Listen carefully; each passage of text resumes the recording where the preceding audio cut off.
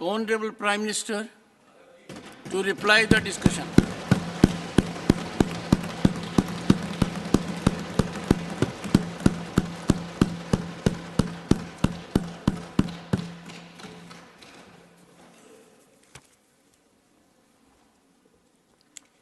आदरणीय सभापति जी, मैं यहाँ आदरणीय राष्ट्रपति जी के अभिभाषण की चर्चा में भागीदार बनने के लिए उपस्थित हुआ हूँ और मैं आदरणीय राष्ट्रपति जी के भाषण को मेरी तरफ से आदरपूर्वक धन्यवाद भी देता हूँ, अभिनंदन भी करता हूँ।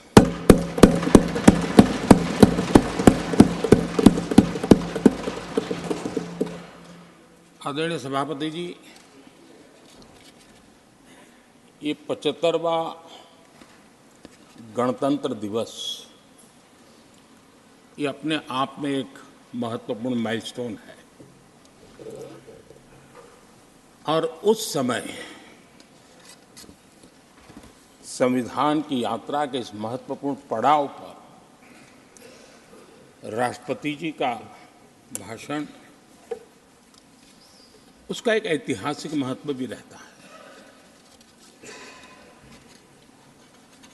और उन्होंने अपने भाषण में भारत के आत्मविश्वास की बात कही है, भारत के उज्जवल भविष्य के प्रति विश्वास को प्रकट किया है और भारत के कोटि कोटि जनों का जो सामर्थ्य है उस सामर्थ्य को बहुत ही कम शब्दों में लेकिन बहुत ही शानदार तरीके से देश के सामने सदन के माध्यम से प्रस्तुत किया है। मैं राष्ट्रपति जी के इस प्रेरक उद्बोधन के लिए और राष्ट्र को दिशा निर्देश के लिए और एक प्रकार से विकसित भारत के संकल्प को सामर्थ्य देने के लिए हृदय से बहुत बहुत आभार व्यक्त करता हूं।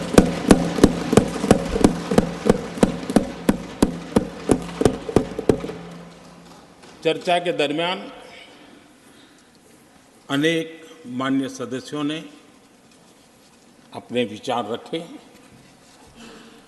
और चर्चा को समृद्ध करने का अपने अपने तरीके से प्रयास भी किया। इस चर्चा को समृद्ध करने के प्रयास करने वाले सभी आदरणीय साथियों का भी मैं हृदय से आभार व्यक्त करता हूं, अभिनंदन करता हूं।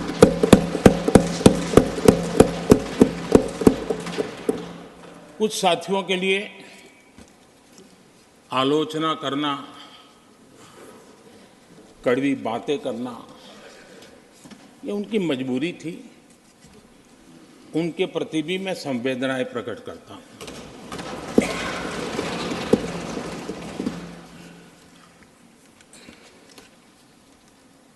मैं उस दिन तो कह नहीं पाया लेकिन मैं खड़गे जी का विशेष आभार प्रकट करता हूं।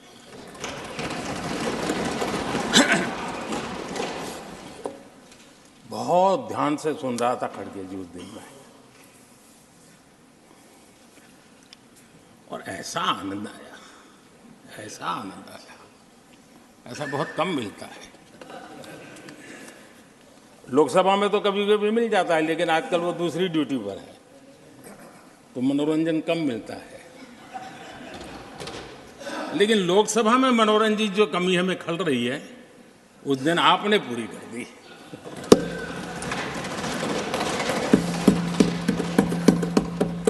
और मुझे प्रसन्नता इस बात की थी कि माननीय खड़गे जी काफी लंबा और बड़ी इम्तिहान वजह से शांति से बोल रहे थे, समय भी काफी लिया था। तो मैं सोच रहा था कि आजादी मिली कैसे, इतना सारा बोलने की आजादी मिली कैसे। तो मैं सोच तो रहा था, लेकिन बाद में मेरे ध्यान में आया कि 2 स्पेशल कमांडर जो रहते हैं ना, उस दिन नहीं थे और आजकल नहीं रहते वो। और इसलिए बहुत भरपूर फायदा स्वतंत्रता का आदरणीय खड़गे जी ने उठाया।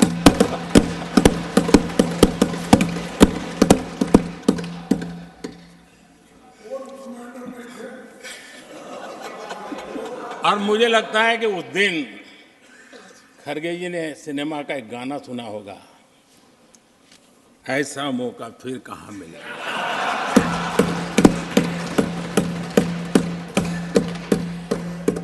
और खड़गे जी भी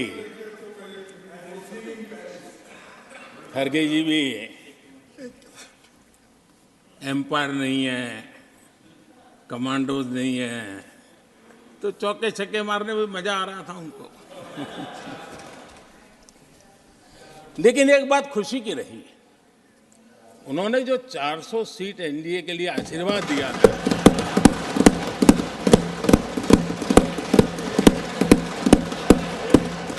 और मैं खड़गे जी के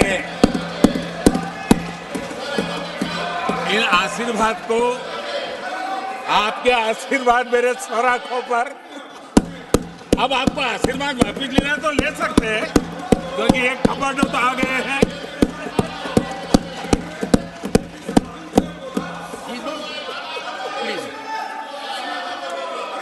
आदरणीय सभापति जी,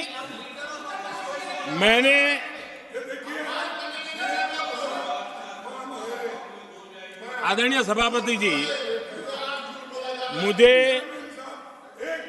मुझे पिछले वर्ष का वो प्रसंग बराबर याद है। उस सदन में हम बैठते थे और देश के प्रधानमंत्री की आवाज को गला घोंटने का भरपूर प्रयास किया गया। हम बड़े धैर्य के साथ, बड़ी नम्रता के साथ आपके एक एक शब्द को सुनते रहे, और आज भी आप न सुनने की तैयारी के साथ आए हैं। आप न सुनने की तैयारी के साथ आए हैं, लेकिन मेरी आवाज को आप दबा नहीं सकते हैं।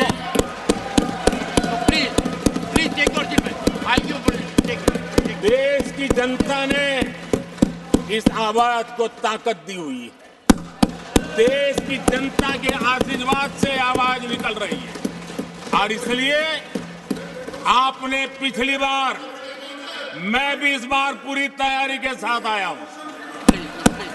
मैंने सोचा था कि उस वक्त कि शायद आप जैसे व्यक्ति सदन में आए हैं तो मर्यादाओं का पालन करेंगे, लेकिन 1.5-2 घंटे तक क्या जुल्म किया था आप लोगों ने मुझ पर, और उसके बाद भी मैंने एक भी शब्दों की मर्यादाएं तोड़ी नहीं थी। आदरणीय सभापति जी, मैंने भी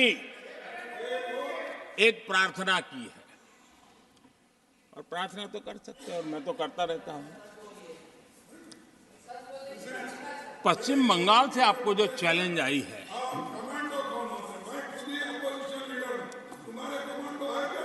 और पश्चिम बंगाल से चैलेंज आई है कि कांग्रेस 440 पार नहीं कर पाएगी, 40 पार नहीं कर पाएगी। मैं प्रार्थना करता हूं कि आप 40 बचा पाएं।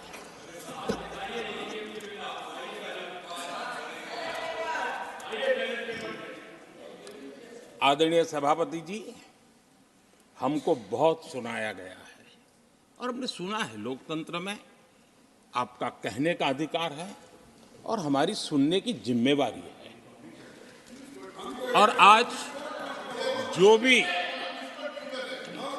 जो भी बातें हुई हैं उसको मुझे देश के सामने रखनी चाहिए, और इसलिए मैं प्रयास करूंगा। आदरणीय सभापति जी, ये जब सुनता हूं, उधर भी सुना इधर भी सुना, मेरा विश्वास पक्का हो गया है कि ये पार्टी सोच से भी आउटडेटेड हो गई है।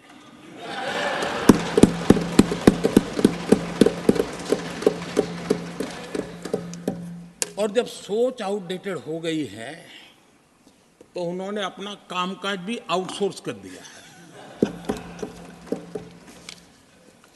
देखते ही देखते इतना बड़ा दल, इतने दशकों पर तक देश पर राज करने वाला दल, ऐसा पतन, ऐसी गिरावट, हमें खुशी नहीं हो रही है। हमारी आपके प्रति संवेदनाएं हैं, लेकिन डॉक्टर क्या करेगा जी, पेशेंट खुद। आगे क्या बोलूं?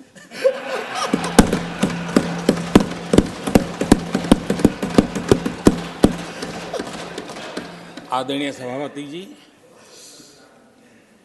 ये बात सही है कि आज बहुत बड़ी बड़ी बातें होती हैं, सुनने की ताकत भी खो चुके हैं। लेकिन मैं तो देश के सामने बात रखने के लिए जरूर कहूंगा, जिस कांग्रेस ने सत्ता के लालच में सरेआम लोकतंत्र का गला घोंट दिया था, जिस कांग्रेस ने दर्जनों बार लोकतांत्रिक तरीके से चुन करके आई सरकारों को रातों रात भंग कर दी थी, बर्खास्त कर दिया, जिस कांग्रेस ने देश की संविधान लोकतंत्र की मर्यादा को जेल के सलाखों के पीछे बंद कर दिया था, जिस कांग्रेस ने अखबारों पर ताले लगाने तक की कोशिश की थी, आवाज, जो कांग्रेस देश को तोड़ने के नैरेटिव घड़ना का नया शौक उनको पैदा हुआ, इतना तोड़ा कम नहीं है, अब उत्तर दक्षिण को तोड़ने के लिए बयान दिए जा रहे हैं।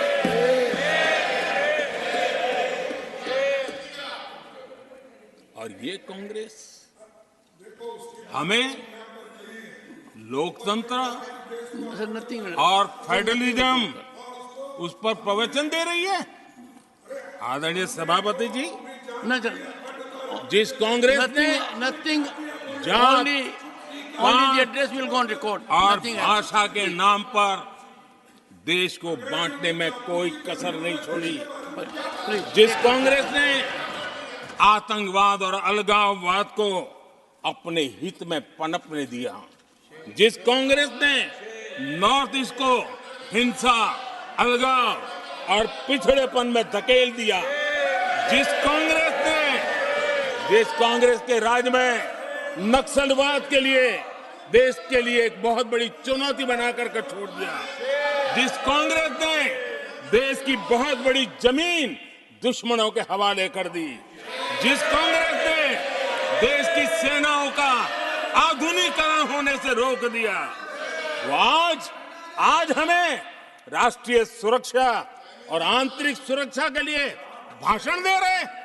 जिस कांग्रेस ने आजादी के बाद से ही कंफ्यूज रही, उनको उद्योग जरूरी है कि खेती जरूरी है, उसी कंफ्यूजन में गुजारा किया। जो कांग्रेस तय नहीं कर पाई कि नेशनलाइजेशन करना है कि प्राइवेटाइजेशन करना है, उलझती रही। जो कांग्रेस 10 वर्ष में 12 नंबर से 11 नंबर पर आर्थिक व्यवस्था ले आ पाई, 10 साल में 12 से 11 नंबर, और आप 12 से 11 आने में बहुत मेहनत नहीं पड़ती है। जैसे जैसे आगे बढ़ते हैं तो मेहनत और बढ़ती है। हम 10 साल में 5 नंबर पे ले आए। और ये कांग्रेस हमें यहां आर्थिक नीतियों पर लंबे लंबे भाषण सुना रही है। आदरणीय सभापति जी, जिस कांग्रेस ने ओबीसी को पूरी तरह आरक्षण नहीं दिया, जिसने सामान्य वर्ग के गरीबों को कभी आरक्षण नहीं दिया, जिसने बाबा साहब के बजाय बाबा साहब को भारत रत्न देने योग्य नहीं माना, अपने ही परिवार को भारत रत्न देते रहे, जिस कांग्रेस ने देश की गली सड़कों चौक चौराहे पर अपने ही परिवार के नाम के पाठ जड़ दिए हैं, वो हमें उपदेश दे रहे हैं। वो हमें सामाजिक न्याय के पाठ पढ़ा रहे हैं। आदरणीय सभापति जी, जिस कांग्रेस के Nothing will go on record, only the जिस address will go on Congress record. के अपने नेता की कोई गारंटी नहीं है, अपनी नीति की कोई गारंटी नहीं है, वो मोदी की गारंटी पर सवाल उठा रहे हैं।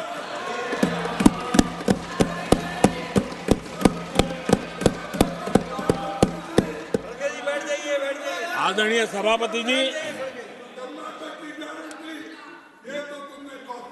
आदरणीय सभापति जी, यहां एक शिकायत थी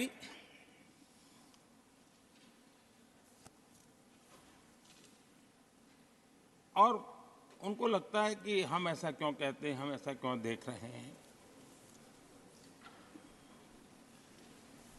देश और दुनिया उनके 10 साल के कार्यकाल को ऐसे क्यों देखती थी? देश क्यों नाराज हो गया?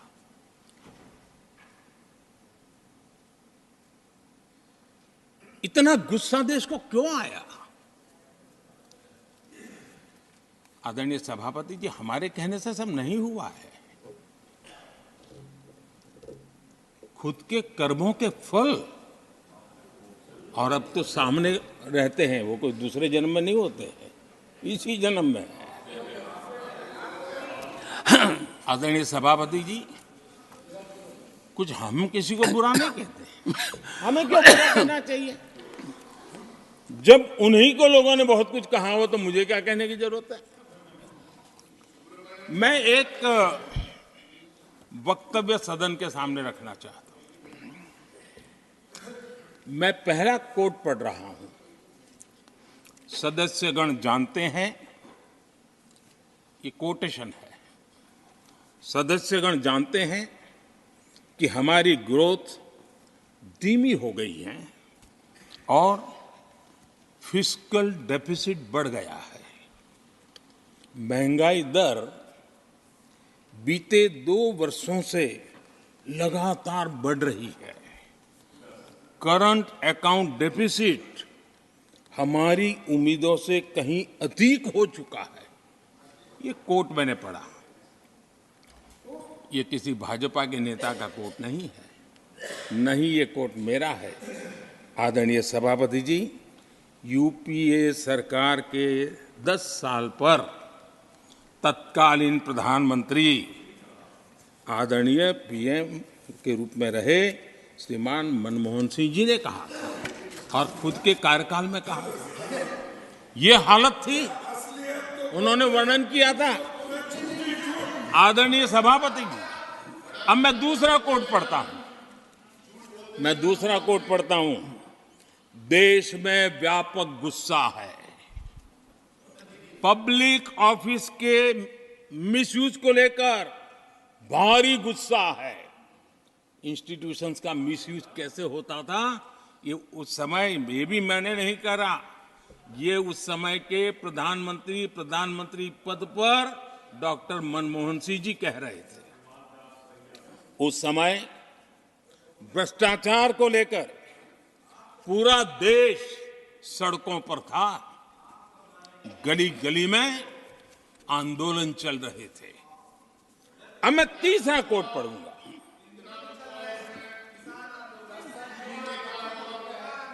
एक संशोधन की कुछ पंक्तियां हैं, इसको भी आप सुनिए। टैक्स कलेक्शन में भ्रष्टाचार होता है। इसके लिए जीएसटी लाना चाहिए। राशन की योजना में लीकेज होती है, जिससे देश का गरीब सबसे अधिक पीड़ित है। इसको रोकने के लिए उपाय खोजने होंगे। सरकारी ठेके जैसे दिए जा रहे हैं, उस पर शक होता है। ये भी तत्कालीन प्रधानमंत्री आदरणीय मनमोहन सिंह जी ने कहा था, और उसके पहले और एक प्रधानमंत्री, उन्होंने ये कहा था कि दिल्ली से 1 रुपया जाता है 15 पैसा पहुंचता है। सुधार, बीमारी का पता था, सुधार करने की तैयारी नहीं थी। और आज बातें तो बड़ी बड़ी की जा रही है। कांग्रेस के 10 साल का इतिहास देखिए। फ्रेजाइल 5 इकोनॉमी में दुनिया में कहा जाता था, मैं नहीं, दुनिया कहती फ्रेजाइल 5, पॉलिसी पैरालिसिस, ये तो उनकी पहचान बन गई थी। और हमारे 10 वर्ष टॉप 5 इकोनॉमी वाले।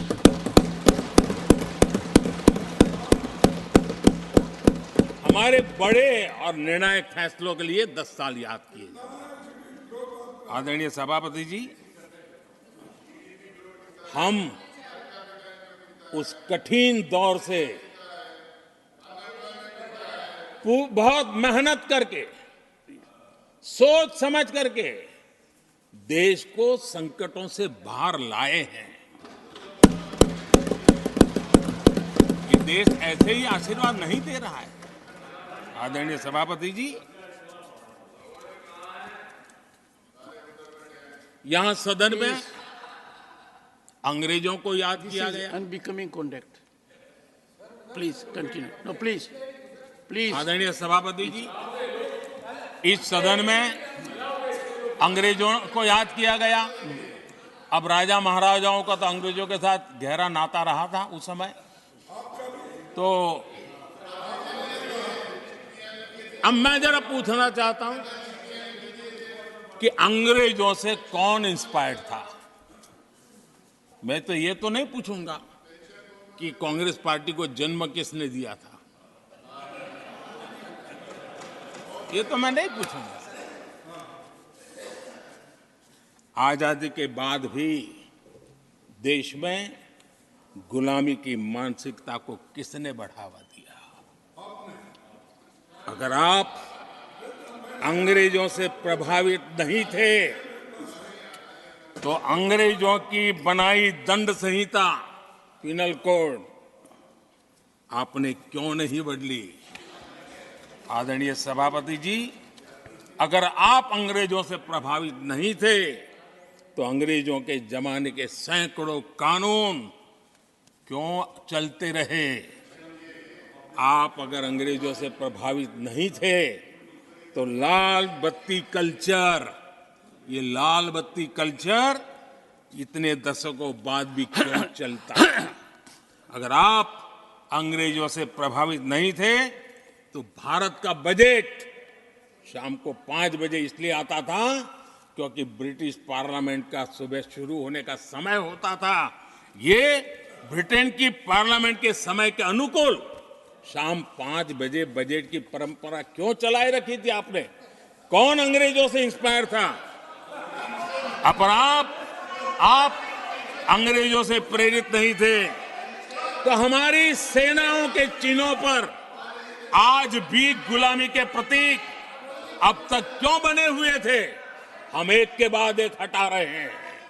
अगर आप अंग्रेजों से प्रेरित नहीं थे, तो राजपथ को कर्तव्य पथ बनने के लिए मोदी का इंतजार क्यों करना पड़ा?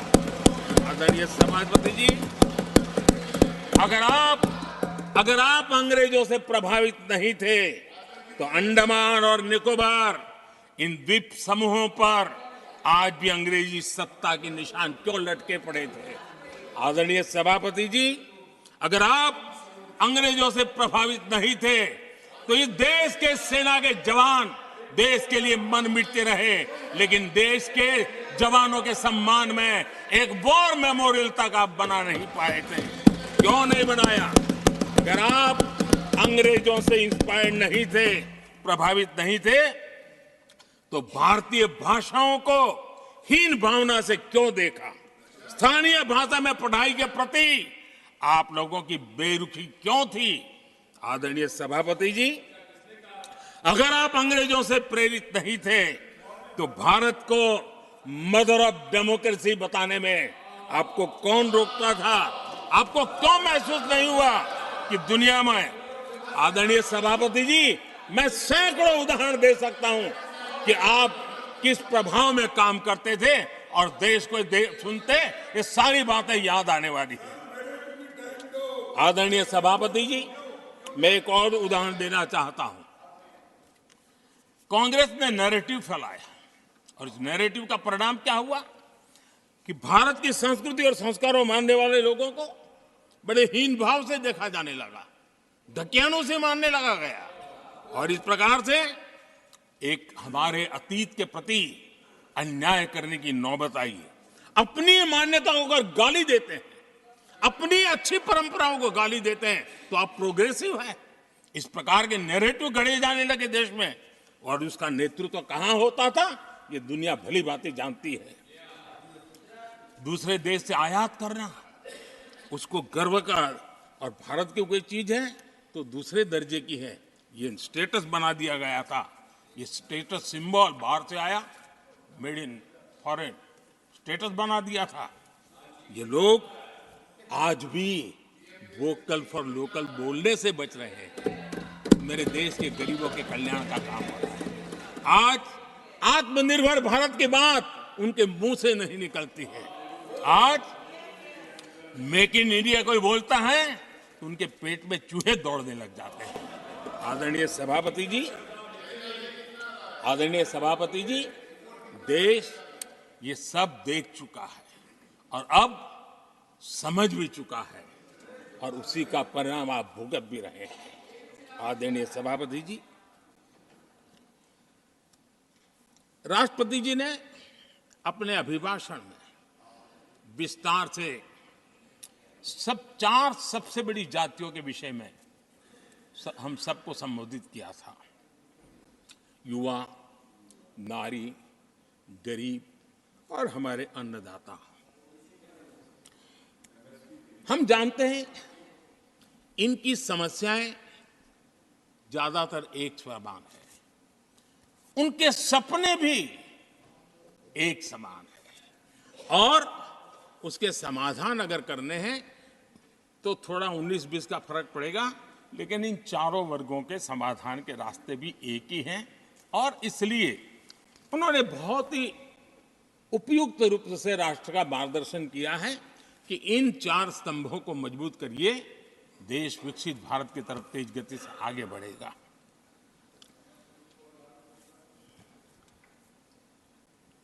आदरणीय सभापति जी, अगर हम 21वीं सदी में हैं, हम विकसित भारत के सपने को इसी सदी में 2047 तक सिद्ध करना चाहते हैं, तो 20वीं सदी की सोच नहीं चल सकती। 20वीं सदी का स्वार्थी एजेंडा, मैं और मेरा वाला जो खेल है ना, वो 21वीं सदी में देश को समृद्ध नहीं, विकसित भारत नहीं बना सकता है। कांग्रेस इन दिनों काफी बातें हो रही जाति की, फिर से एक बार क्यों जरूरत पड़ गई उनको मैं तो नहीं जानता हूं, लेकिन अगर उनको जरूरत पड़ी है तो पहले जरा अपने गरिबान में झांके तो उनको पता चलेगा क्या किया है। दलित, पिछड़े और आदिवासी, कांग्रेस जन्मजात उनकी सबसे बड़ी विरोधी रही है।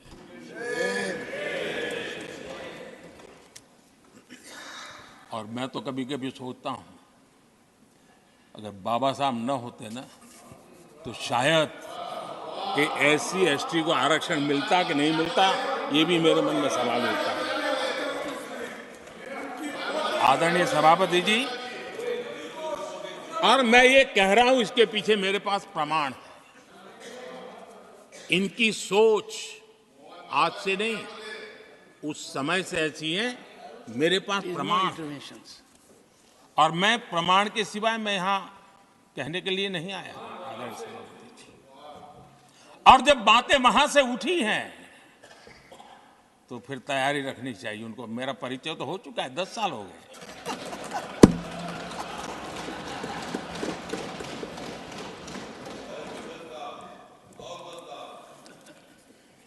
एक बार,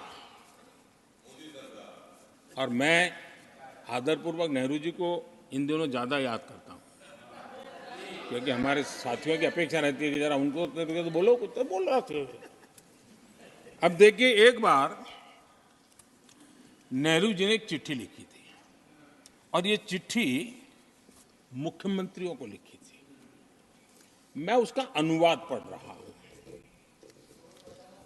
उन्होंने लिखा था, ये देश के प्रधानमंत्री पंडित नेहरू जी द्वारा उस समय के देश के मुख्यमंत्रियों को लिखी गई चिट्ठी है, ऑन रिकॉर्ड है।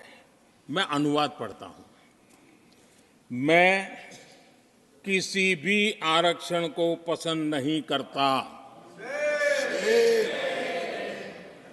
और खासकर नौकरी में आरक्षण तो कतई नहीं। मैं ऐसे किसी भी कदम के खिलाफ हूं जो अकुशलता को बढ़ावा दे, जो दोयम दर्जे की तरफ ले जाए। ये पंडित नेहरू ने मुख्यमंत्रियों को लिखी हुई चिट्ठी है। और तब जाकर के मैं कहता हूं, ये जन्मजात इसके विरोधी है। नेहरू जी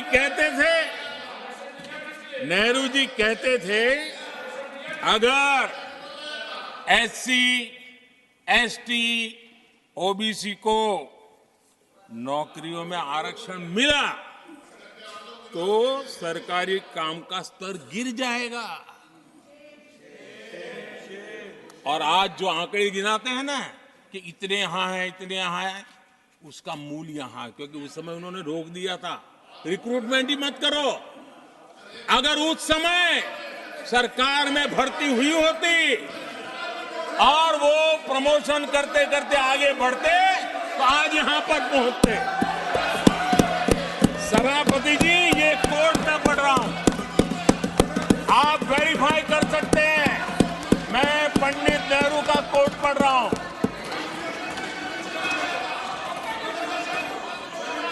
Please. और आदरणीय सभापति जी, Leader of opposition was heard in rapt attention. Are you setting this example? Leader of opposition was heard आदरणीय in rapt सभापति attention. Ji, Please sit down. Sit down. आप तो जानते हैं, नेहरू जी ने जो कहा वो कांग्रेस के लिए हमेशा से पत्थर की लकीर होता है। नेहरू जी ने कहा मतलब पत्थर की लकीर उनके लिए। दिखावे के लिए आप कुछ भी कहें, लेकिन आपकी सोच ऐसे कई उदाहरणों से सिद्ध होती है। मैं अनगिनत उदाहरण देख सकता हूं, लेकिन मैं एक उदाहरण जरूर देना चाहता हूं, और वह उदाहरण मैं जम्मू कश्मीर का देना चाहता हूं। कांग्रेस ने जम्मू कश्मीर के एससी, एसटी, ओबीसी को 7 दशकों तक उनके अधिकारों से वंचित रखा।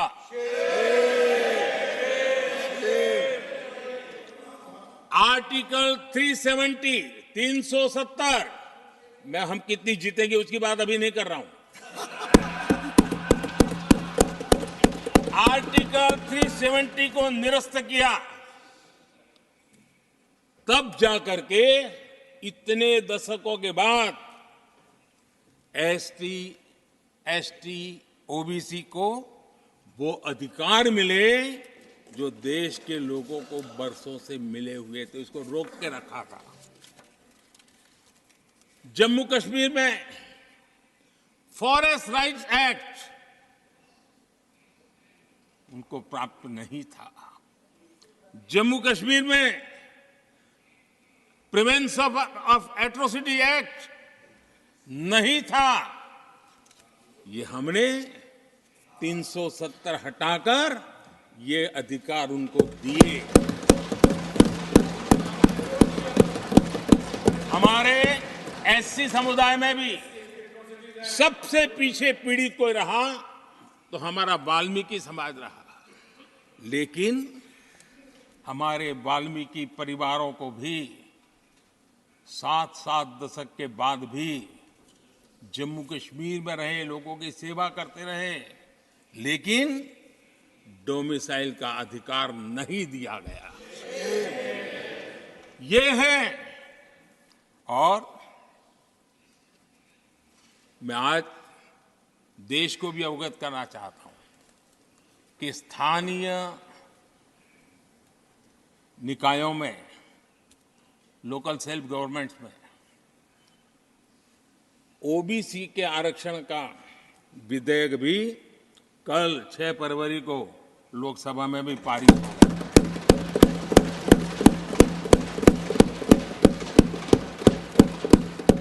आदरणीय सभापति जी, एससी, एसटी, ओबीसी उनको बड़ी भागीदारी लेने में कांग्रेस और साथियों को हमेशा परेशानी रही है। बाबा साहब की राजनीति को, बाबा साहब के विचारों को खत्म करने के लिए कोई कसर उन्होंने छोड़ी नहीं है। वक्तव्य अवेलेबल है, चुनाव में क्या क्या बोला गया है वो भी अवेलेबल है। इसको भारत रत्न भी देने की तैयारी नहीं थी, वो भी भाजपा के समर्थन से और सरकार बनी, तब बाबा साहब को भारत रत्न। इतना ही नहीं, सीताराम केसरी अति पिछड़ी जाति से कांग्रेस पार्टी के अध्यक्ष उठा करके फुटपाथ पर फेंक दिया गया। ओबीसी, वो वीडियो अवेलेबल है, वो देश ने देखा सीताराम केसरी के साथ क्या हुआ। और आदरणीय सभापति जी, इनके एक मार्गदर्शक अमेरिका में बैठे हैं। सभापति जी, इनके एक मार्गदर्शक अमेरिका में बैठे हैं। Sir, only the address will go on record. जो Only address, no. पिछले चुनाव में हुआ तो हुआ के लिए फेमस हो गए थे और कांग्रेस इस परिवार के काफी करीबी है। उन्होंने अभी संविधान निर्माता बाबा साहब आम्बेडकर के उनके योगदान को छोटा करने का भरपूर प्रयास किया।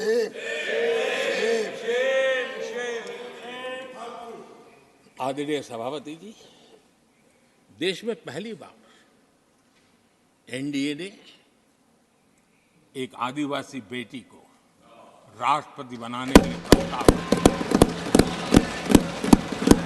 उनको उम्मीदवार बनाया। आपका हमसे वैचारिक विरोध हो वो एक बात है, अगर हमसे वैचारिक विरोध होता, आपने सामने कैंडिडेट खड़ा किया होता, मैं समझ सकता था, लेकिन वैचारिक विरोध नहीं था। क्यों? क्योंकि हमारे यहां से गया हुआ व्यक्ति आपने उम्मीदवार बनाया, इसलिए वैचारिक विरोध नहीं था। आपका विरोध एक आदिवासी बेटी के लिए था और इसलिए आपने, और ये जब सांगमा जी चुनाव लड़ रहे, वो भी एक आदिवासी था, उनके साथ भी यही किया गया था।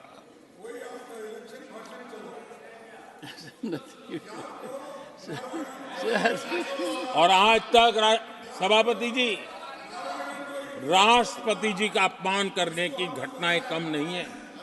पहली बार इस देश में हुआ है। उनके जिम्मेवार लोगों के मुंह से ऐसी ऐसी बातें निकली है, शर्म से माथा झुक जाए। राष्ट्रपति के लिए ऐसी भाषा बोली गई है, मन में जो कसक पड़ी है ना, वो कहीं न कहीं इस प्रकार से निकलते रहती है। एनडीए के अंदर हमने 10 साल काम करने का मौका मिला। हमने पहले दलित को और अब आदिवासी को, हमने हमेशा हमारी प्राथमिकता क्या है इसका परिचय दिया। आदरणीय सभापति जी, जब हम हमारी सरकार के परफॉर्मेंस की बात करता हूं,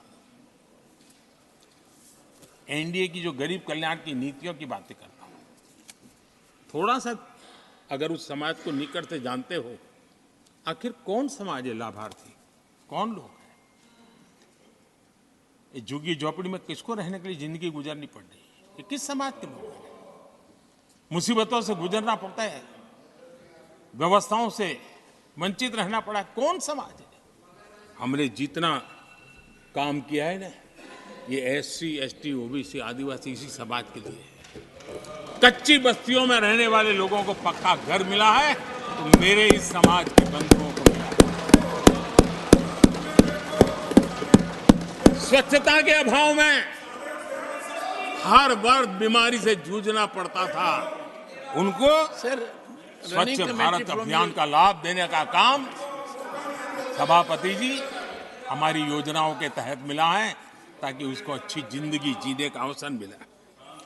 इसी परिवारों के हमारी माताएं बहनें धुएं से खाना पका पका करके अपनी स्वास्थ्य के संकट को झेल रही थी, हमने उनको उज्ज्वला गैस दिया, वो इन्हीं परिवारों को।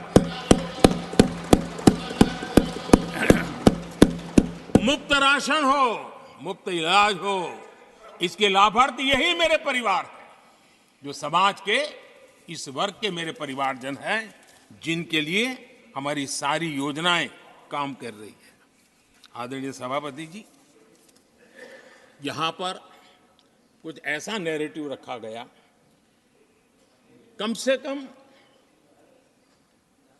तथ्यों को इस प्रकार से नकारना किसका भला होगा? आप ऐसा करके अपनी क्रेडिबिलिटी भी खो रहे हैं, अपनी प्रतिष्ठा भी खो रहे हैं। आदरणीय सभापति जी, यहां शिक्षा के भ्रामक आंकड़े रखे गए, गुमराह करने का कैसा प्रयास होता है। पिछले 10 वर्ष में एससी, एसटी स्टूडेंट्स के लिए जो स्कॉलरशिप दी जाती है, 10 साल में उसकी वृद्धि हुई है।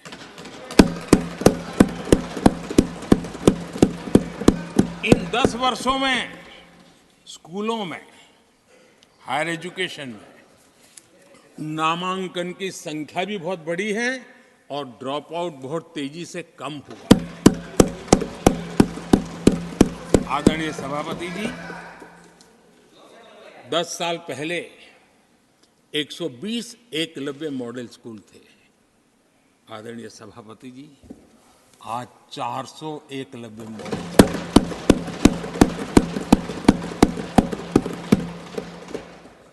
आप इन चीजों को क्यों नकारते हैं, क्यों ऐसा करते हैं, मुझे समझ नहीं आता।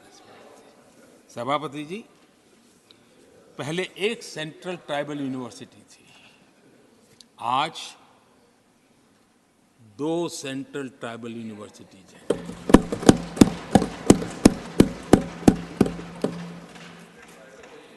आदरणीय सभापति जी, ये भी सच्चाई है कि लंबे अरसे तक दलित, पिछड़े, आदिवासी बेटे बेटियां कॉलेजों का दरवाजा तक नहीं देख पाते थे।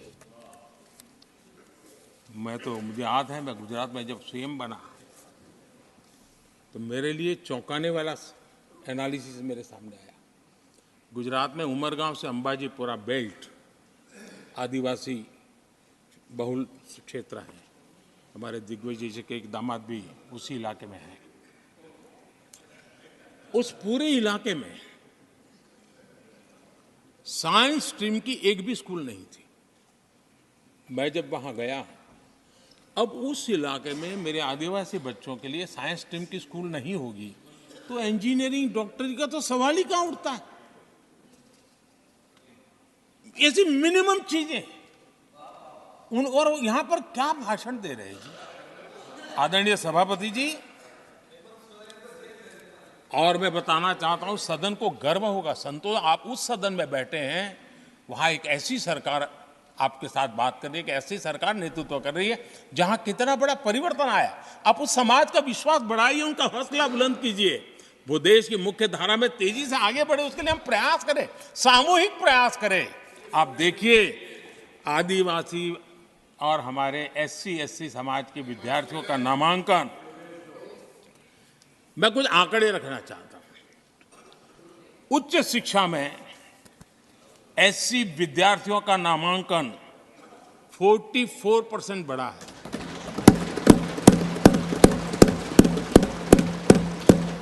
उच्च शिक्षा में ST विद्यार्थियों का नामांकन 65% बढ़ा है।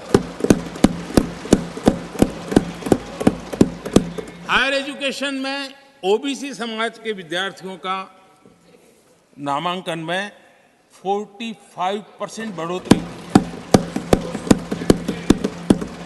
और जब मेरे गरीब, दलित, पिछड़े, आदिवासी, वंचित उन परिवार के बच्चे हायर एजुकेशन में जाएंगे, डॉक्टर बनेंगे, इंजीनियर बनेंगे, उस समाज के अंदर एक नया वातावरण पैदा होगा। और उस दिशा में हमारी कोशिश यही है कि मूलभूत समस्याओं का समाधान करने के लिए थोड़ा समय लगे लेकिन मजबूती से काम करें। और इसलिए हमने एजुकेशन पर इस प्रकार से बल दे के काम किया है। कृपा करके जानकारियों का अभाव है तो कहीं हम जानकारियां दे देंगे, लेकिन ऐसे नैरेटिव मत बनाइए ताकि आपकी प्रतिष्ठा भी कम हो, आपके शब्द की ताकत खत्म हो जाए। आप पर दया आ जाती है कभी कभी।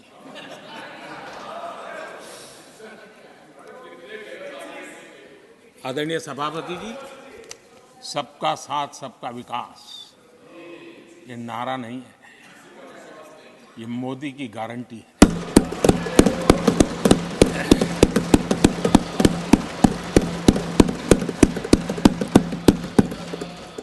और जब इतने सारे काम करते हैं, मुझे किसी ने कविता लिख करके भेजी थी, कविता तो बड़ी लंबी है, तो उसमें एक वाक्य है, मोदी की गारंटी का दौर है, मोदी की गारंटी का दौर है, नए भारत की भोर, नए भारत की भोर, आउट ऑफ वारंटी चल रही दुकानें, आउट ऑफ वारंटी चल रही दुकानें, खोजे अपनी ठोर।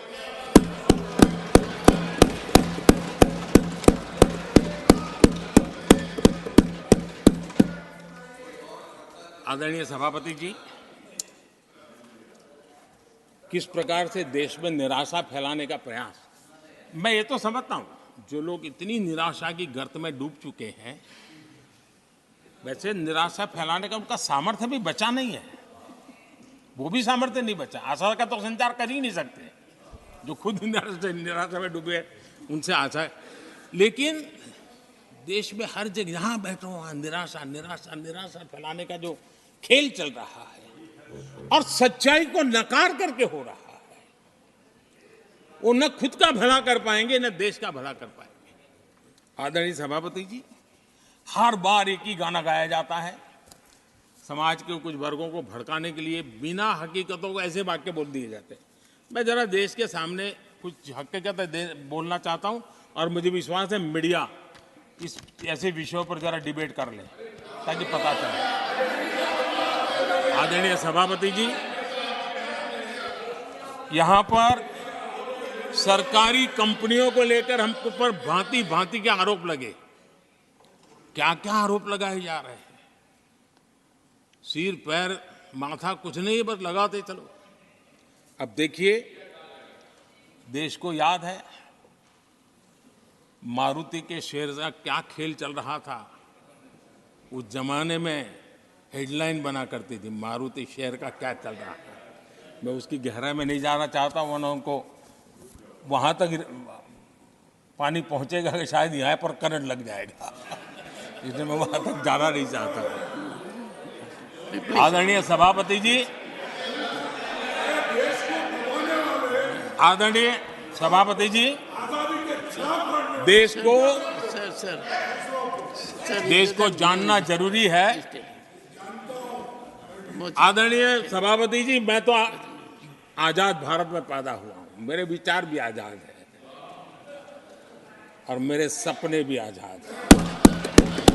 जो गुलामी की मानसिकता को जीने वाले हैं, उसके बाद और कोई चीजें नहीं है, वही पुराने कागज लेकर के घूमते रहते हैं। आदरणीय सभापति जी, कांग्रेस ने कहा कि हमने पीएसयू बेच दिए, पीएसयू डुबो दिए, बाती बाती की बातें यहां सुन और वरिष्ठ लोगों के मुंह से सुन रहा था। याद कीजिए, बीएसएनएल, एमटीएनएल को बर्बाद करने वाले कौन थे? वो कौन सा कालखंड था जब बीएसएनएल, एमटीएनएल बर्बाद हो चुके? जरा याद कीजिए, एचएएल, उसकी दुर्दशा क्या करके रखी थी, बर्बादी, और जाकर के गेट पर भाषण देकर के 2019 का चुनाव लड़ने का एजेंडा तय होता था एचएएल के नाम पर। जिन्होंने एचएएल को तबाह कर दिया था, वो एचएएल के गेट पर जाकर के भाषण झाड़ रहे थे। आदरणीय सभापति जी, एयर इंडिया को किसने तबाह कर दिया, किसने बर्बाद कर दिया? ये हालत कौन लाया था? कांग्रेस पार्टी और यूपीए ये 10 साल की उनकी बर्बादी से मुंह नहीं मोड़ सकते। देश भली भांति जानता है। और अब मैं हमारे कार्यकाल के जरा सफलता की बात बताना चाहता हूं। आदरणीय सभापति जी, आज जिस बीएसएनएल को आपने तबाह करके छोड़ा था ना, वो बीएसएनएल आज made in India 4G, 5G उस तरफ आगे बढ़ रहा है और दुनिया का ध्यान आकर्षित कर रहा है। आदरणीय सभापति जी, एचएएल के लिए इतने भ्रम फैलाए, आज रिकॉर्ड मैन्युफैक्चरिंग एचएएल के कर रहा है, रिकॉर्ड रेवेन्यू जनरेट कर रहा है एचएएल, जिसको लेकर के इतने जो होले चलाए। और कर्नाटका में एशिया की सबसे बड़ी हेलीकॉप्टर बनाने वाली कंपनी एचएएल बन गई। कहां छोड़ा था, कहां जाके लगाया, हमने पहुंचाया। आदरणीय सभापति जी, एक कमांडो जहां नहीं है, एलआईसी को लेकर भी पता नहीं कैसे कैसे बड़े विद्वत्तापूर्ण बयान देते थे। एलआईसी का ऐसा हो गया, एलआईसी का वैसा हो गया, एलआईसी का यूं हो गया। जितनी गलत बातें एलआईसी को लिए बोलनी चाहिए बोली, और तरीका यही है, किसी को बर्बाद करने, अफवाह फैलाओ, झूठ फैलाओ, भ्रम फैलाओ। और टेक्निक भाई है, गांवों में किसी का बड़ा बंगलो हो, लेने का मन करता हो, लेकिन हाथ ना लगता हो, तो फिर हवा फैला देते, ये भूतिया बंगला है, यहां जो जाता है ऐसी हवा फैला देते, कोई लेता नहीं, फिर कोई जा करके लपक लेते। एलआईसी एलआईसी क्या क्या चलाया? आदरणीय सभापति जी, मैं सीना तान करके सुनाना चाहता हूं, आंखें ऊंची करके सुनाना चाहता हूं, आज एलआईसी के शेयर रिकॉर्ड स्तर पर ट्रेड हो रहे हैं। क्यों? आदरणीय सभापति जी, अब प्रचार किया जा रहा है, पीएसयू बंद हो गए, पीएसयू बंद हो गए। अब उनको तो याद भी नहीं होगा क्या है, बस किसी ने पकड़ा दिया, बोलो बोलो। 2014 में देश में 234 पीएसयू थे, 234 2000 उनके यूपीए के 10 साल के कालखंड में। अब 14 में जब उन्होंने छोड़ा, 234 आज 254 है। 234 से आज 254 है। अब भाई कोई कौन सा अरिथमेटिक वो जानते हैं, बेच दिए, अब बेचने के बाद 250 हो गया। क्या क्या कर रहे हो आप लोग? आदरणीय सभापति जी, आज अधिकतर पीएसयू रिकॉर्ड रिटर्न दे रहे हैं और इन्वेस्टर्स का भरोसा पीएसयू की तरफ बढ़ रहा है। जो छोटा सा भी शेयर बाजार जानते हैं, इनको समझ आता है। नहीं समझता है तो किसी को पूछो। आप सभापति जी देखिए, बीएसई पीएसयू इंडेक्स में बीते एक वर्ष के दौरान लगभग 2 गुनी उछाल हुई है। आदरणीय सभापति जी, 10 साल पहले, यानी 2014, 4 से 14 के बीच की बात करता हूं, पीएसयू का नेट प्रॉफिट करीब करीब 1.25 लाख करोड़ था और इस 10 वर्ष में पीएसयू का नेट प्रॉफिट 2.5 लाख करोड़ है।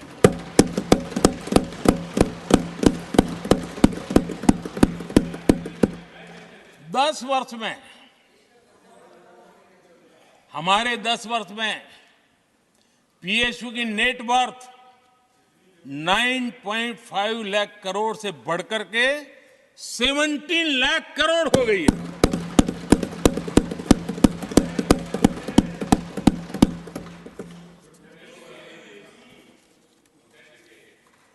आदरणीय सभापति जी,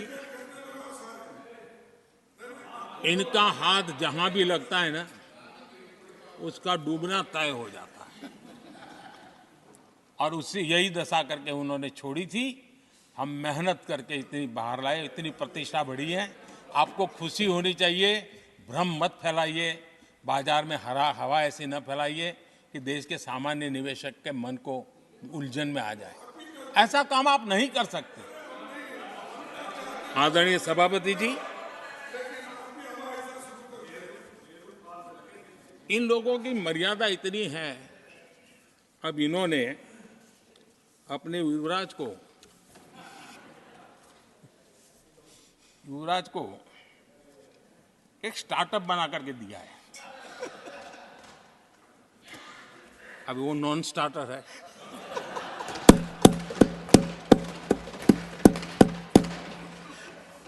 न तो वो लिफ्ट हो रहा है, न वो लॉन्च हो रहा है।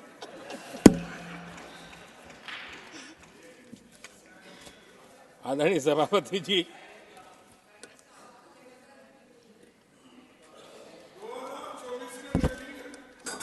आप पिछली बार भी इतनी शांति से रहे हो तो कितना मजा आता।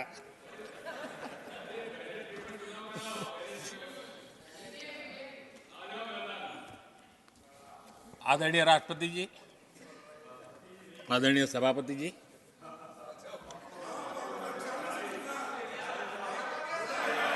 बधाई हो, बधाई हो, बधाई हो, सबको बधाई हो। आदरणीय सभापति जी, मेरा सौभाग्य रहा कि मुझे लंबे समय तक एक राज्य के मुख्यमंत्री के नाते देश की और जनता की सेवा करने का अवसर मिला और इसलिए मैं रीजनल एस्पिरेशंस को बहुत भली भांति समझता हूं, क्योंकि मैं उस प्रोसेस से निकला हूं। जैसे हमारे यहाँ दिग्विजय जी, उनको भली भांति सहज समझ आता है कि एक राज्य के लिए क्या होता है। हम लोग उसी दुनिया से निकल करके आए हैं, तो हमें अनुभव है, पता है। शरद राव जी को है, तो ऐसे कुछ लोग हैं यहाँ जिनको ये सारी चीज़ों का पता है।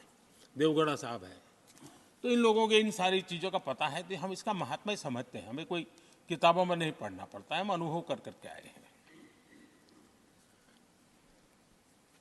और ये भी सच्चाई है साहब, 10 साल यूपीए की पूरी शक्ति गुजरात को क्या कुछ न करने में लगी हुई थी, आप कल्पना नहीं कर सकते। लेकिन मैं आंसू नहीं बहाता। मैं रोने की मेरी आदत नहीं है जी। लेकिन तब भी उतने संकटों के बावजूद भी, उतने जुल्म के बाद भी, हर प्रकार की मुसीबतों को झेलते हुए भी, मेरी तो मुसीबत ऐसी थी कि यहाँ किसी मिनिस्टर से मुझे अपॉइंटमेंट नहीं मिलती थी। वो कहते थे, भाई आप जानते हो मेरी तो दोस्ती है, मैं फ़ोन पे बात कर लूँगा, लेकिन कहीं फोटो वोटो निकल गए, ये डर रहता था। यहाँ मंत्रियों का डर ऐसा था। अब खैर उनकी मुसीबतें मैं समझ सकता हूँ। मेरे यहाँ एक बार बहुत प्राकृतिक आपदा आई। मैंने उस समय प्रधानमंत्री जी को बड़ा रिक्वेस्ट किया कि आप आइए, एक बार जरा देख लीजिए। उनका कार्यक्रम बना, फिर साहब एक एडवाइजरी कमेटी बनी थी ना, शायद वहाँ से हुक्म आया, तो कोई हेलीकॉप्टर से हवाई निरीक्षण करे वो तो मैं समझ सकता हूँ। साहब वो कार्यक्रम बदल करके साउथ में किस राज्य में गए तो मुझे याद नहीं रहा आज, और बोले हम हवाई जहाज से ऊपर से देख लेंगे, हम गुजरात में नहीं आएंगे। मैं सूरत पहुंचा हुआ था, वो आने वाले थे, मैं जानता हूँ आखिर में क्या हुआ होगा। तो आप कल्पना कर सकते हैं साहब, प्राकृतिक आपदा में भी मैंने ऐसी मुसीबतों को झेला है, लेकिन उसके बावजूद भी उस समय भी मेरा मंत्र था, आज भी मेरा मंत्र है कि देश के विकास के लिए राज्य का विकास,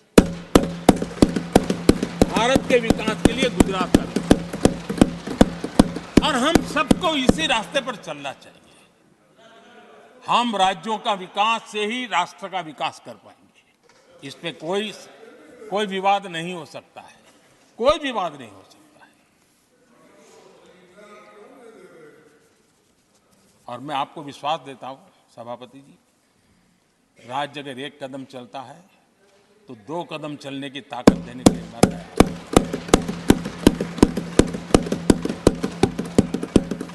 कोऑपरेटिव फेडरलिज्म क्या होता है, और मैंने तो हमेशा कहा कॉम्पिटिटिव कोऑपरेटिव फेडरलिज्म। आज देश को जरूरत है कॉम्पिटिटिव कोऑपरेटिव फेडरलिज्म। हमारे राज्यों के बीच में तंदुरुस्त स्पर्धा हो ताकि हम तेजी से देश में आगे बढ़े। एक सकारात्मक सोच के साथ हमको चलने की जरूरत है। और मैं ये राज्य में था तब भी इसी विचारों को लेकर के काम करता था, इसलिए चुपचाप सहता भी था। आदरणीय सभापति जी, कोविड एक उदाहरण है। इतना बड़ा संकट आया दुनिया का, ऐसे संकट के समय राज्य के मुख्यमंत्रियों के साथ 20 बैठकें की उस कालखंड में, एक एक बात का विचार विमर्श करके साथ लेकर के, और सभी राज्यों का सहयोग, एक टीम बन करके केंद्र और राज्य ने काम किया। दुनिया जिस मुसीबत को झेल नहीं पाई, हम सब ने मिल करके, किसी एक को क्रेडिट मैं कभी नहीं दूंगा, सब ने मिल करके इस देश को बचाने के लिए जो हो सकता है, राज्यों को भी उसकी क्रेडिट लेने का पूरा अधिकार है। इस सोच में हमने काम किया। आदरणीय सभापति जी, G20 का आयोजन हम दिल्ली में कर सकते थे। हम दिल्ली में इन बड़े बड़े नेताओं के बीच रह करके सब कुछ क्या नहीं कर, पहले हुआ ही है। हमने ऐसा नहीं किया। हमने G20 का पूरा यश राज्यों को, दिल्ली में एक मीटिंग की तो राज्य में 200, एक एक राज्य को एक्सपोजर मिले दुनिया में। ये गलती से नहीं हुआ, योजना के तरीके से हुआ है। मेरे लिए किसकी सरकार है इसके आधार पर मैं देश नहीं चलाता। हम सब मिलकर के देश आगे बढ़ाना चाहते हैं, इस भूमिका से काम किया है। आदरणीय सभापति, हमारे देश में विदेश के मेहमान आते थे तो मेरे आने के बाद आ रहे था, थोड़ा पहले भी आते थे। आज विदेशी मेहमान आते हैं तो मेरा आग्रह रहता है कि आपको एक दिन किसी राज्य में जाना चाहिए। मैं उनको लेते के जाता हूं राज्यों में, ताकि उनको पता चले कि मेरा देश यानी दिल्ली नहीं है, मेरा देश चेन्नई में भी है, मेरा देश बेंगलुरु में भी है, मेरा देश हैदराबाद में भी है, मेरा देश पुरी में भी है, भुवनेश्वर में भी है, मेरा देश कलकत्ता में भी है, मेरा देश गुवाहाटी में भी है। पूरे दुनिया को मेरे देश के हर कोने का एक्सपोजर मिले, इसके लिए हम कोशिश करते हैं। वहां की सरकार का सहयोग असहयोग इसके तराजू पर नहीं तोलते। एक ईमानदारी से इस देश के भविष्य के लिए पूरे विश्व मेरे भारत को जाने, इसके लिए हम इस प्रयास करते हैं। और मैं अभी भी 26 जनवरी को इतना बड़ा काम रहता है, सबको मालूम है। उसके बाद भी मैं 25 तारीख को फ्रांस के राष्ट्रपति को राजस्थान की गलियों में घुमा रहा था। मैं दुनिया को पता चले कि मेरा राजस्थान ऐसा है।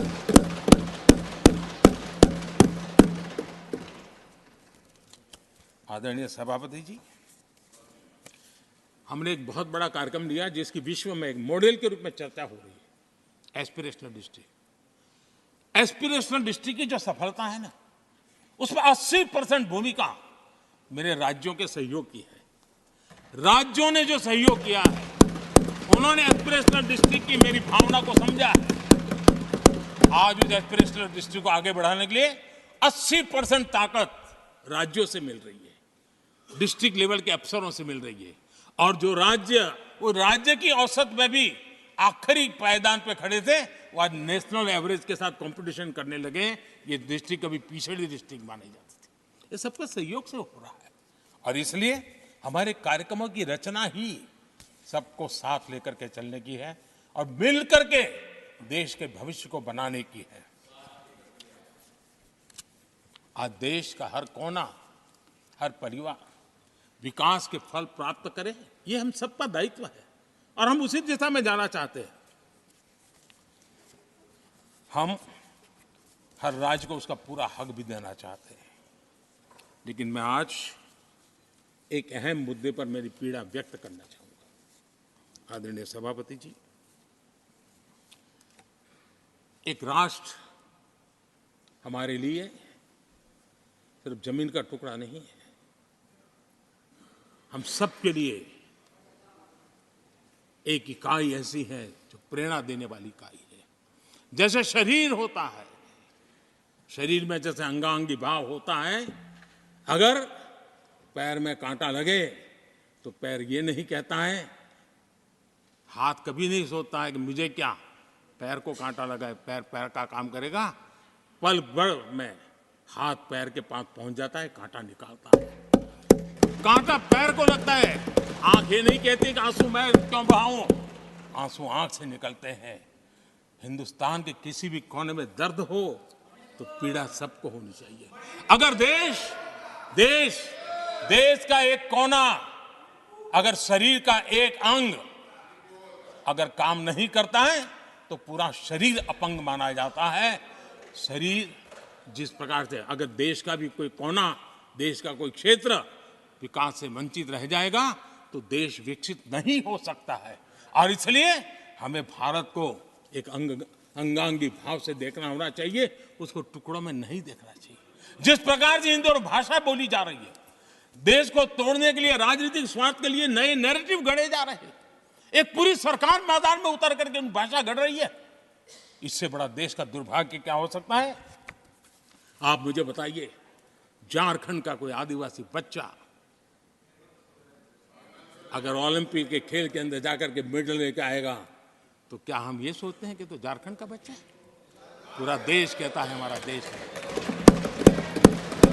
जब एक झारखंड का बच्चे में प्रतिभा देखते हैं और देश हजारों करोड़ रुपया, हजारों लाखों रुपया खर्च करके उसको अच्छे कोचिंग के लिए दुनिया के किसी देश में भेजता है, तो हम ये सोचेंगे कि खर्चा झारखंड के लिए हो रहा है, क्या देश के लिए नहीं हो रहा है?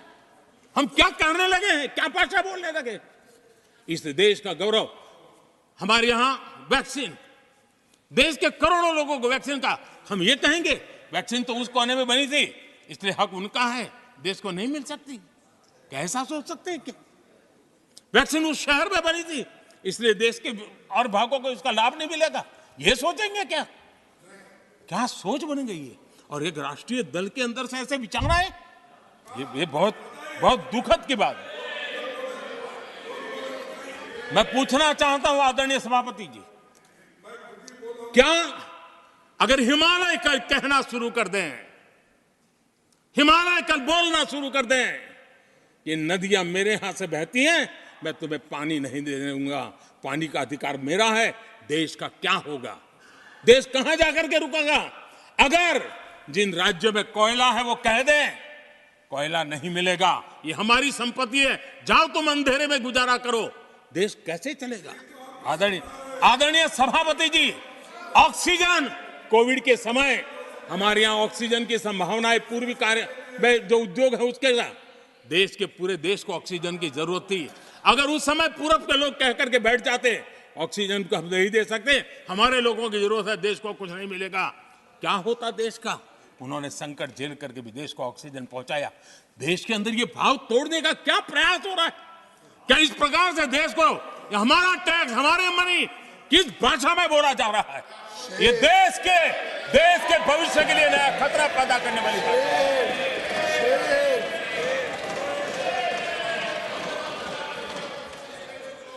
देश को तोड़ने के लिए नए नए नैरेटिव खोजना बंद कर दीजिए। देश को आगे बढ़ना है, देश को एक साथ लेकर के चलने का प्रयास कीजिए। आदरणीय सभापति जी, पिछले 10 वर्ष नीति और निर्माण के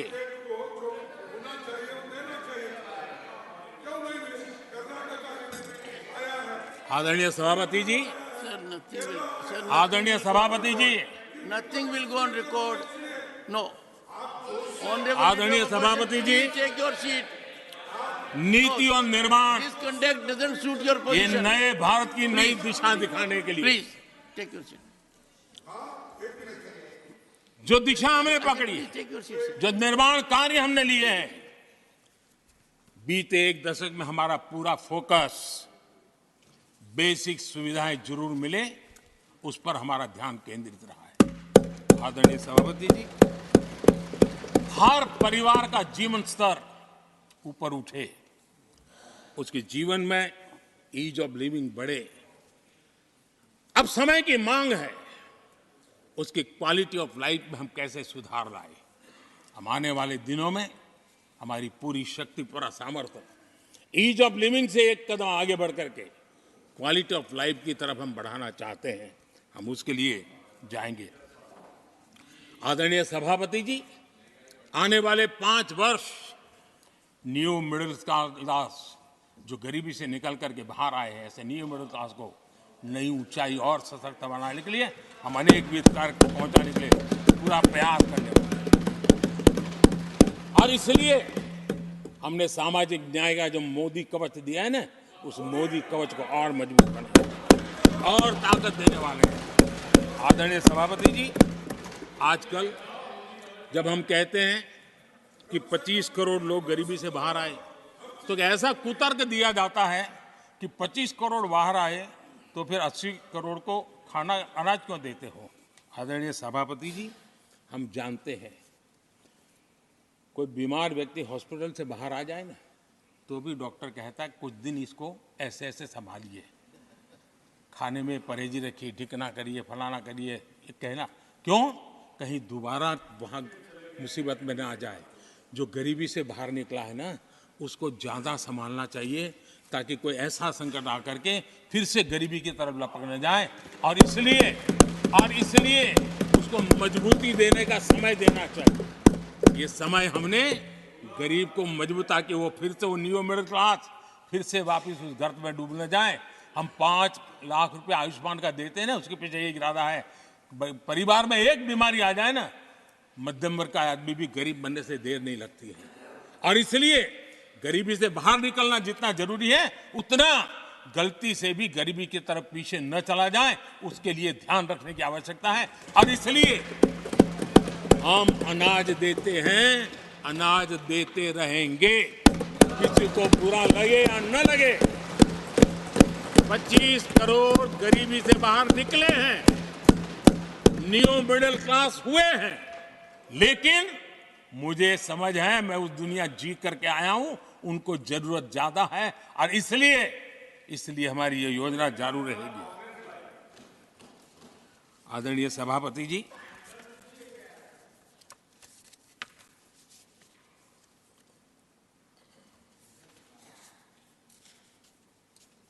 देश जानता है आदरणीय सभापति जी, और इसीलिए मैंने गारंटी दी है। मेरी गारंटी है गरीबों के 5 लाख रुपए तक की इलाज की सुविधा आगे भी मिलती रहेगी। मेरी गारंटी है, मोदी की गारंटी है, 80% डिस्काउंट से जो दवाइयां मिल रही है, जिसका लाभ मध्यम वर्ग गरीब को मिल रहा है, वो मिलता रहेगा। आदरणीय सभापति जी, मोदी की गारंटी है कि किसानों को जो सम्मान निधि मिल रही है, वो सम्मान निधि चालू रहेगी ताकि विकास की यात्रा में वो ताकत के साथ जुड़ जाए। आदरणीय सभापति जी, गरीबों को पक्के घर देने का मेरा अभियान है। अगर परिवार बड़ा होता है, नया परिवार बनता है, पक्के घर देने का मेरा कार्यक्रम जारी रहेगा। नल से जल योजना मेरा पक्का इरादा है और मेरा पक्की गारंटी है कि नल से जल, हम नए शौचालय बनाने की जरूरत पड़ेगी, मेरा पक्की गारंटी है, हम जारी रखेंगे। ये काम सारे तेजी से चलेंगे क्योंकि विकास का जो रास्ता, विकास की जो दिशा हमने पकड़ी है, इसको हम किसी भी हालत में जरा भी धीमी नहीं होने देना चाहते। आदरणीय सभापति जी, हमारी सरकार का तीसरा टर्म दूर नहीं है।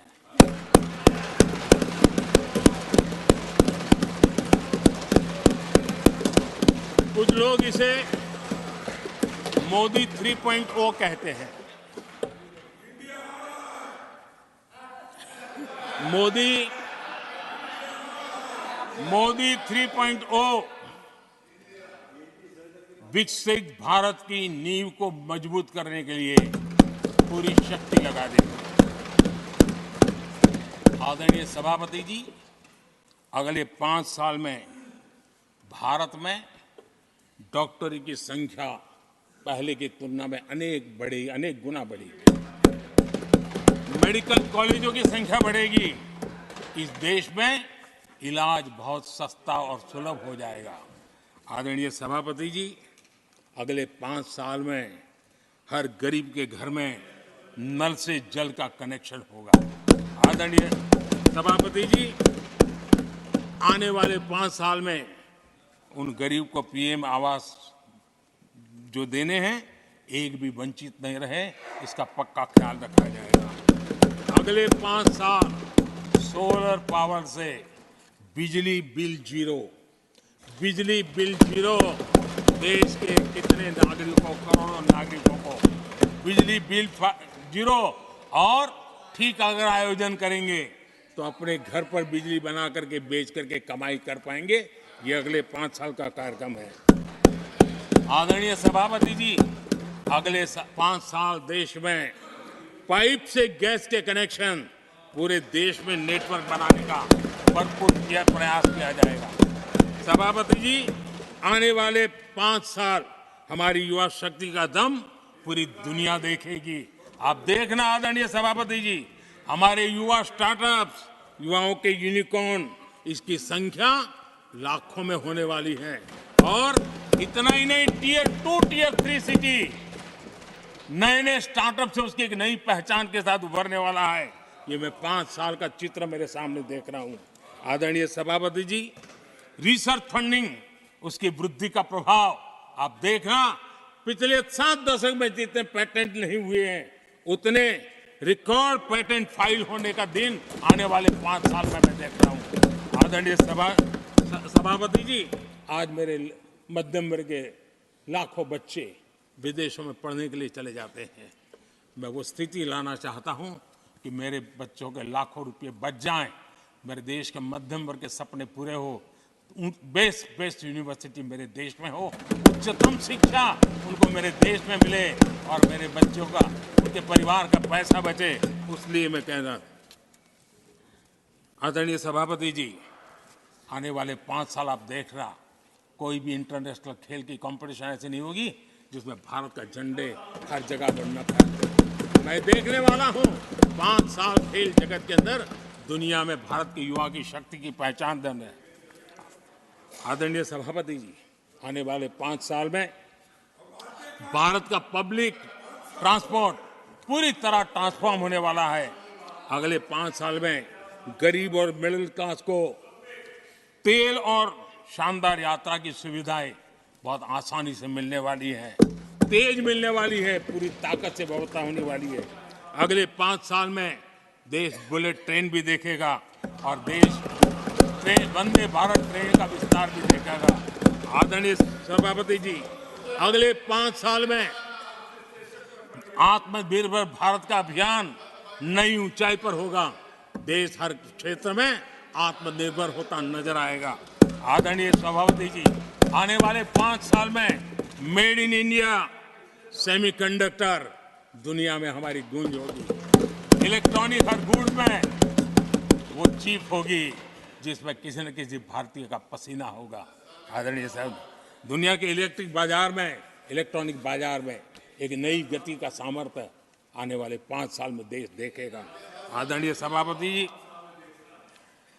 आज देश लाखों करोड़ रुपए का तेल इंपोर्ट करता है। अपनी ऊर्जा जरूरतों के लिए हम ज्यादा से ज्यादा आत्मनिर्भर बनने की दिशा में काम करेंगे और मुझे विश्वास है हम ऊर्जा जरूरतों पर जो डिपेंडेंसी है वो कम करने में सफल होंगे। इसे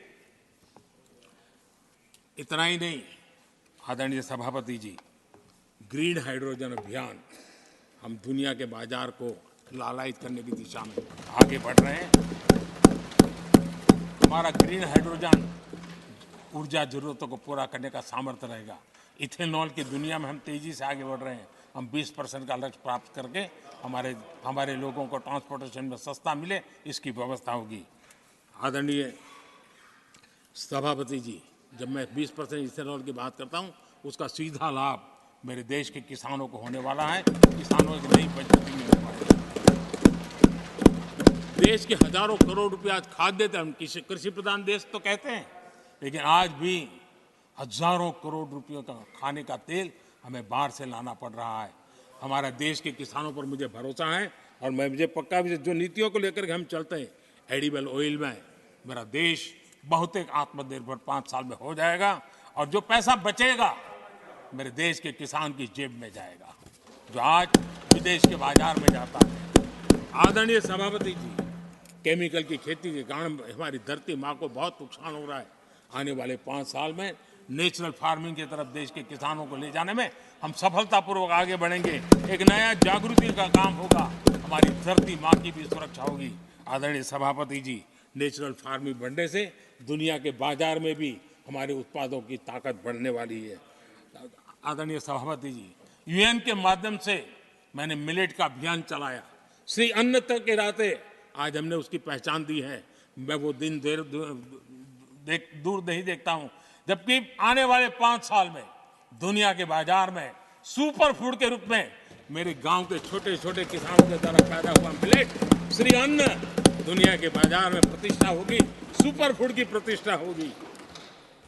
आदरणीय सभापति जी, ड्रोन खेतों में एक नई किसानों की ताकत बन करके उभरने वाला है।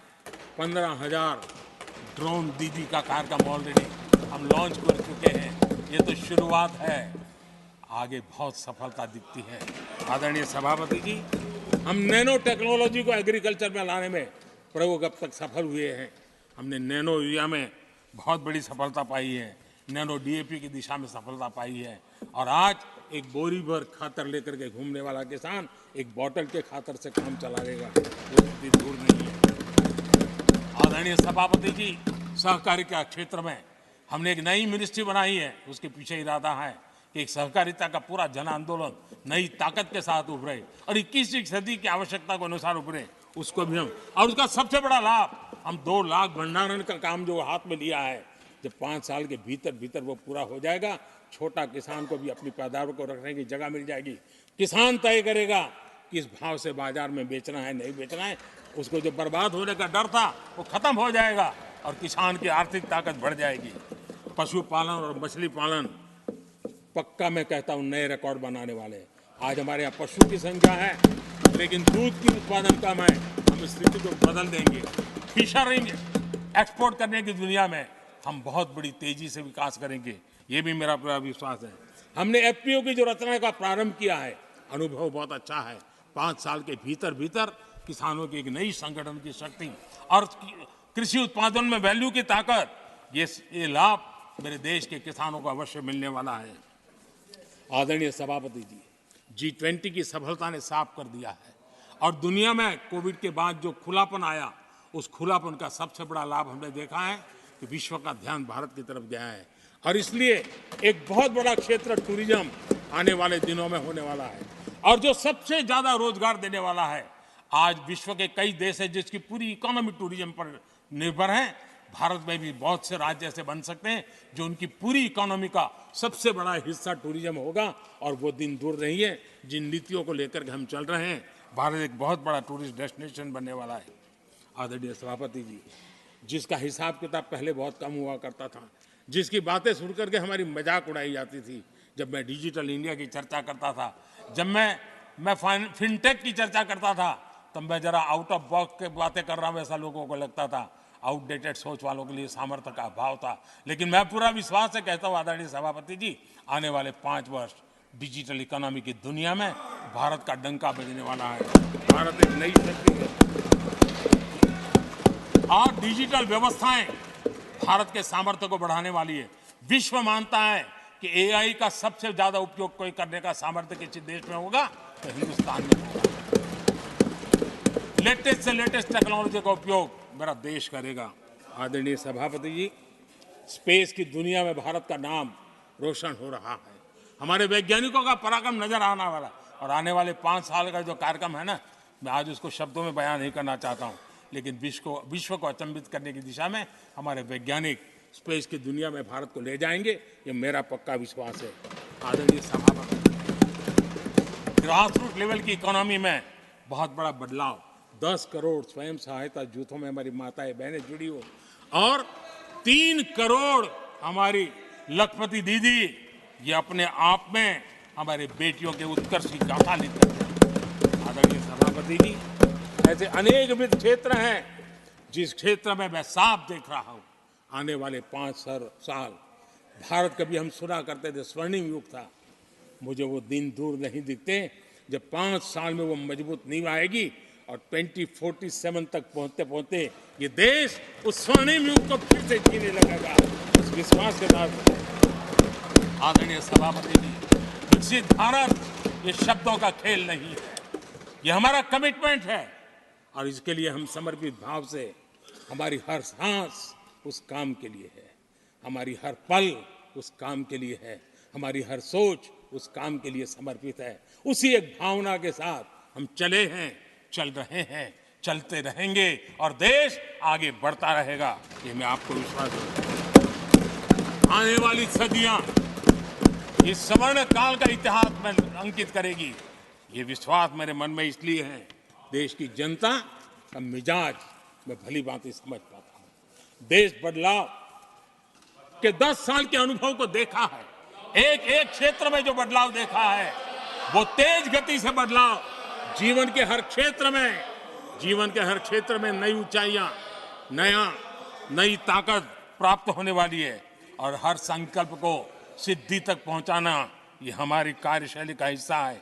आदरणीय सभापति जी, मैं फिर एक बार इस सदन में आप सबने जो विचार रखे उसके कारण देश के सामने सत्य रखने का मुझे जो अवसर मिला और डंके की चोट पर सत्य रखने का अवसर मिला और सदन की पवित्रता के बीच रखने का अवसर मिला है, संविधान की पूरी साक्ष्य रख करके ये विचार रखने का अवसर मिला है, मुझे विश्वास है कि देश जिनकी वारंटी खत्म हो गई है उनकी बातें सुन नहीं सकता है, जिसकी गारंटी की ताकत देखी है उसके विचारों के भी विश्वास करते हुए आगे बढ़ेगा। मैं फिर एक बार आदरणीय सभापति जी आपका हृदय से आभार व्यक्त करता हूं और आदरणीय राष्ट्रपति जी को मेरी तरफ से उनके व्याख्यान के लिए आदरपूर्वक अभिनंदन और आभार व्यक्त करते हुए मैं मेरी वाणी को विराम देता हूं। बहुत बहुत धन्यवाद।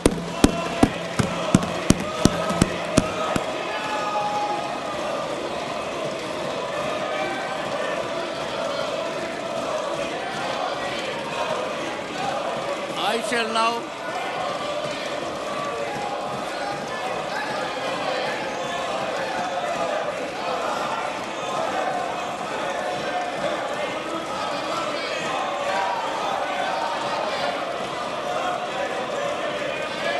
I shall now put the amendments which have been moved to vote.